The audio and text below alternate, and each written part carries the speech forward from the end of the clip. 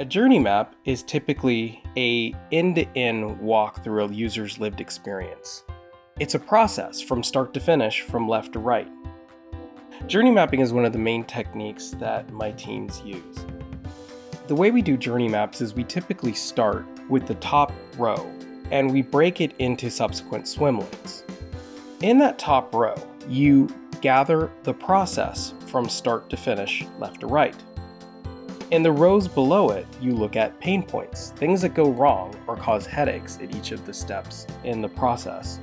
And then the row below that is typically something like opportunities or ways to solve those pain points. Let me give you a little more detail about a journey map. I strongly encourage you to look at the KJ analysis skill if you haven't looked at it yet, because KJ analysis partners very well with journey mapping. When working in a workshop, the best way to gather journey map steps is to start with having your group use a KJ analysis session to silently write down the steps of the process, each person individually in their own minds, one step per sticky. Then you have them walk up to the wall and place their sticky notes in sequential order from left to right. And what you're doing is you're going to start grouping all the similar steps, just to see where there's group consensus. What I find most interesting is when you end up with that single sticky that's just there by itself in the middle of the process that no one was aware of. That's where you come up with some of the greatest insight. That's where the team looks and goes, oh my goodness, I didn't know that we had to do that step. And the person who put that sticky up there is like, yeah, that's the step I always have to do. That's always the pain, and that no one ever understands how important this step is. And you get conversations where people go, oh, I didn't know you had to do that step. That's when the team starts reaching the best insights.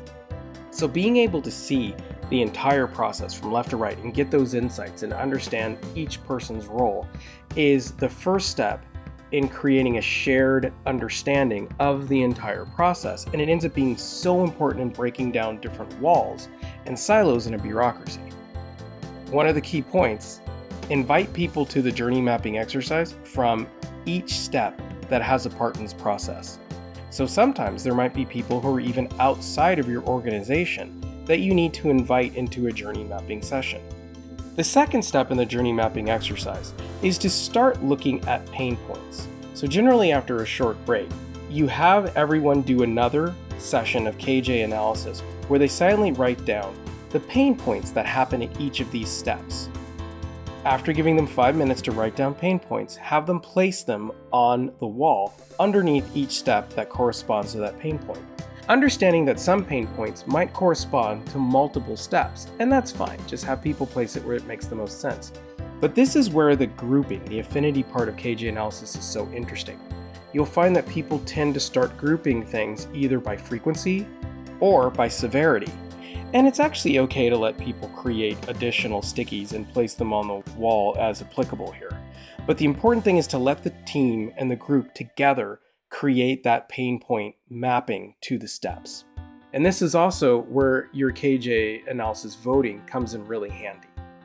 What you can do is have people use 3 dots to vote for the pain points that they find most pressing.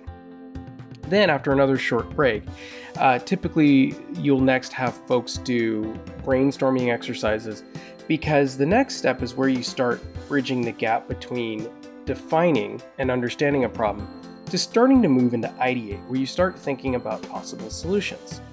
And that is a swim lane that we typically label opportunities. And the idea with opportunities is to start thinking of ways to solve each of the major pain points.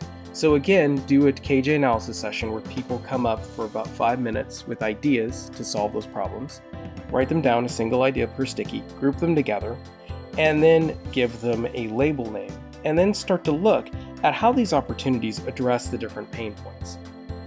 Now there's variations where you can do all of your voting at the end and vote for your pain points and your opportunities at the same time. That can be good for smaller groups that are already more focused, but generally if this is a wide open brainstorming session, I recommend you do the journey mapping, then you do the pain points, you do your voting for the pain points that are the most important, and you prioritize solving those pain points. Then you have a session where you do KJ for opportunities, and then you vote for the opportunities that folks are most excited about exploring. We typically do this as a half-day workshop. At the end of that day, you've come up with a tighter definition of the flow, the problems, and ways to potentially solve problems.